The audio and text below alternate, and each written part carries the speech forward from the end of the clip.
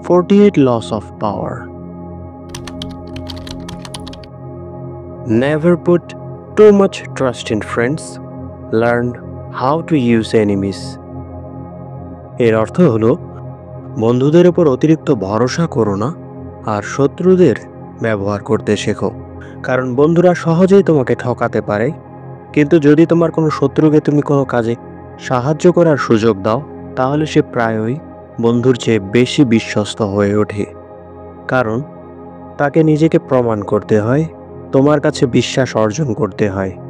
কিন্তু বন্ধুদের তা করতে হয় না। তাই বিপদ বন্ধুদের থেকে আসে, শত্রুদের থেকে নয়। আর যদি তোমার কোনো শত্রু না থাকে, তবে শত্রু তৈরি করো।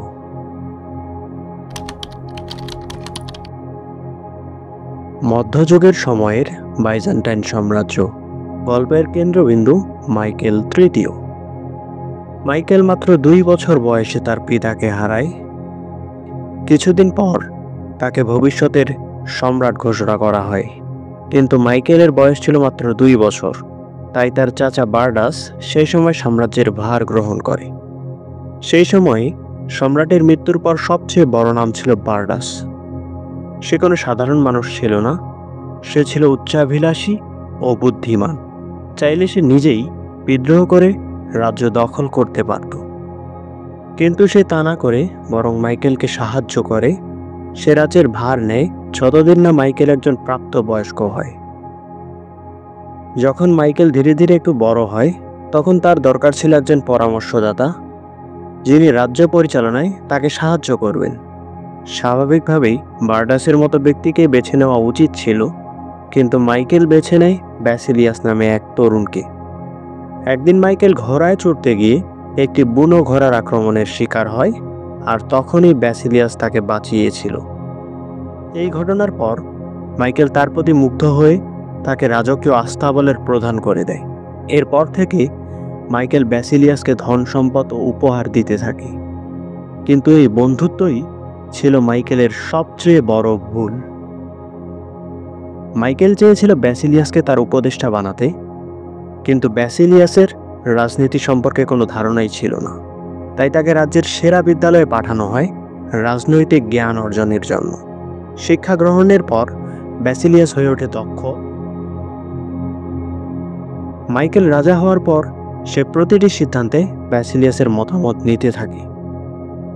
মাইকেল তাকে কেবল একজন উপদেষ্টা নয়, বরং ভাইয়ের মতো বিশ্বাস করত। কিন্তু সমস্যা ছিল ব্যাসিলিয়াস কখনোই অর্থের সম্পদে সন্তুষ্ট হতো না। মাইকেল বারবার তার বেতন দ্বিগুণ, এমনকি 3 গুণ করে দিলেও তার কাছে তা যথেষ্ট মনে হয় না।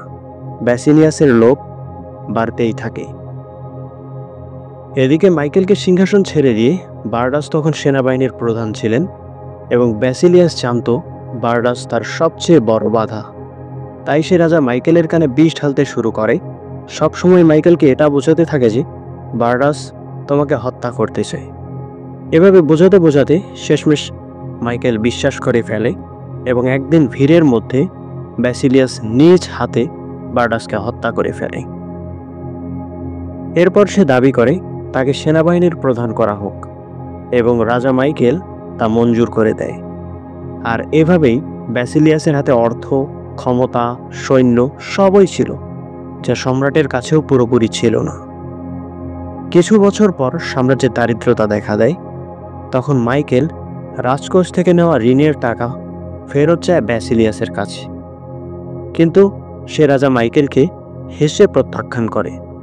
আর সেই হাসি থেকেই মাইকেল বুঝে যায় সে কত বড় ভুল করেছে।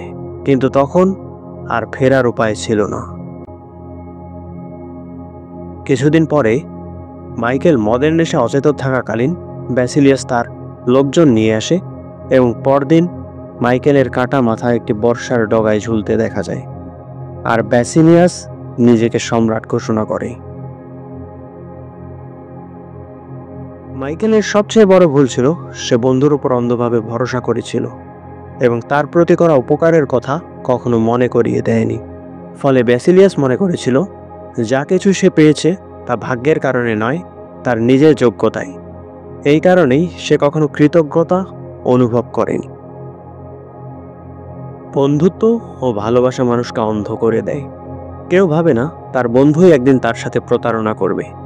মাইকেলও তা ভাবেনি যতক্ষণ না তার কাটা মাথা বর্ষায় ঝুলছিল, আর সেই বর্ষা ধরেছিল তার নিজের বন্ধু।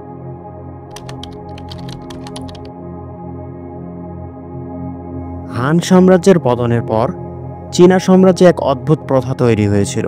সেখানে যেই রাজা হতো, সেনাপতিরা ষড়যন্ত্র করে তাকে হত্যা করত।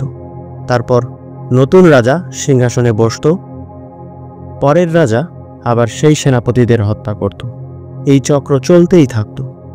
959 খ্রিস্টাব্দে জেনারেল ঝাও কুয়াংয়েন সম্রাট হয়। তিনি ছিলেন সং রাজবংশের প্রথম সম্রাট। তিনি জানতেন আগের রাজাদের মতো তাকেও একদিন হত্যা করা হতে পারে। তাই তিনি ভাবলেন, এই দুষ্টু চক্র ভাঙব কিভাবে। রাজা হওয়ার পর তিনি এক বিশাল ভোজের আয়োজন করেন। সেখানে সব শক্তিশালী জেনারেল সেনাপতিদের আমন্ত্রণ জানানো হয়। ভোজ শেষে যখন সবাই মদপ্য অবস্থায়, তখন তিনি বলেন, আমি জানি আজকের উৎসব আনন্দের চেয়ে ভয়ে ভরা। তোমরা ভাবছো আমি হয়তো আজই তোমাদের হত্যা করব, কিন্তু আমি তোমাদের কোনো সন্দেহ করছি না। তবে বলো তো, তোমাদের মধ্যে এমন কি কেউ আছে যে রাজ সিংহাসন চায়? সব সেনাপতিরা মাতাল অবস্থায় বলে ওঠে, না, আমরা আপনার সঙ্গেই আছি সম্রাট। সম্রাট তখন বলেন, তাহলে তোমরা সেনাপতি পদ থেকে অবসর নাও। তোমরা যা চাইবে আমি তোমাদের তাই দেব, অর্থ, খ্যাতি, দাস, নারী, সব কিছু। এই প্রস্তাবে তারা হতবাক হয়, কিন্তু শেষে সবাই রাজি হয়ে যায়। পরদিন সকলে সেনাপতি পদ থেকে ইস্তফা দেয় এবং সম্রাট তাদের প্রতিশ্রুত উপহার তাদের দিয়ে দেয়। এভাবে তিনি এক আঘাতেই বিপজ্জনক সেনাপতিদের পোষা কুকুরে পরিণত করেন, যারা আর কখনোই তার বিরুদ্ধে দাঁড়াতে পারেনি। কিছু বছর পর রাজা তার এক প্রাক্তন শত্রু লিউকে প্রাসাদে ডাকেন, তাকে মদ পরিবেশন করেন। তখন চীনে বিষ মিশ্রিত মদ দিয়ে হত্যা করা একটি সাধারণ প্রথা ছিল। তাই সেই শত্রু ভয় পেয়ে বলে, মহারাজ, আমি জানি আমার অপরাধ মৃত্যুর যোগ্য, কিন্তু অনুগ্রহ করে আমার জীবন দান করুন। আমি এই মদ পান করতে পারবো না। তখন সম্রাট ঝাও কুয়াংইন হেসে ওঠেন। তার হাত থেকে পাত্র নিয়ে সে নিজেই সেই মদ পান করেন, কারণ তাতে কোনো বিষ ছিল না। সেই মুহূর্ত থেকেই সেই শত্রু তার সবচেয়ে বিশ্বস্ত অনুগত হয়ে ওঠে। একবার রাজা জিয়াংশু সং সম্রাটের বিরুদ্ধে ষড়যন্ত্র করে। সম্রাট তা জেনে যায়, কিন্তু প্রতিশোধ না নিয়ে তাকে প্রাসাদে আমন্ত্রণ জানায়, তাকে সম্মান দেখায় এবং ফেরার পথে তাকে একটি খাম দেয়। জিয়াংশু যখন খাম খুলে তখন দেখে তার ভিতরে ছিল তার ওই ষড়যন্ত্রের প্রমাণ। তবুও সম্রাট তাকে অপমান করেনি, তাকে হত্যা করেনি, বরং তাকে সম্মান দিয়েছিল। এতে সে এতটাই মুগ্ধ হয় যে সেদিন থেকেই সে সম্রাটের অনুগত ও বিশ্বস্ত দাসে পরিণত হয়। সম্রাট সং এক হাতে অর্থ ও খ্যাতি দিয়ে সেনাপতিদের দূরে সরিয়ে দিয়েছিলেন, আর অন্য হাতে শত্রুদের কাছের বন্ধু বানিয়েছিলেন। এই কারণেই সং রাজবংশ 300 বছর চীন শাসন করেছিল। একটি চীনা প্রবাদ আছে, তোমার বন্ধু হলো এক হিংস্র জন্তুর চোয়াল, যদি সতর্ক না থাকো একদিন সেই চোয়ালেই চূর্ণ হবে তুমি। এটা খুবই স্বাভাবিক প্রবণতা যে আমরা আমাদের বন্ধুদের উপর ভরসা করতে চাই, কিন্তু পৃথিবী নিষ্ঠুর। এই নিষ্ঠুর দুনিয়ায় তোমার বন্ধুরাই কখনো কখনো তোমার সবচেয়ে বড় শত্রু হতে পারে। তাহলে কি বন্ধুত্বের প্রয়োজন নেই? না, বন্ধুত্ব অবশ্যই দরকার, কিন্তু তোমাকে বুঝতে হবে তোমার আশেপাশে কে সত্যিকারের বন্ধু। যে তোমার সব কথায় হ্যাঁ বলে, ভুল করলেও তোমাকে কিছু বলে না, সে তোমার বন্ধু নয়, বরং সেই বন্ধুই আসল বন্ধু, যে তোমার ভুলগুলো দেখিয়ে দেয় এবং প্রয়োজনে সমালোচনা করে। যদি তুমি তোমার কাছের বন্ধুদের প্রকৃত মুখ চিনতে না পারো, তারাই একদিন তোমার সবচেয়ে বড় শত্রু হয়ে উঠবে, কারণ তারা জানে কোথায় আঘাত করলে তুমি ভেঙে পড়ে যাবে। এই কারণেই দার্শনিক ভোল্তেয়ার বলেছিলেন, হে ঈশ্বর, আমাকে আমার বন্ধুদের হাত থেকে রক্ষা করো, আমার শত্রুদের মোকাবেলা আমি নিজেই করতে পারবো।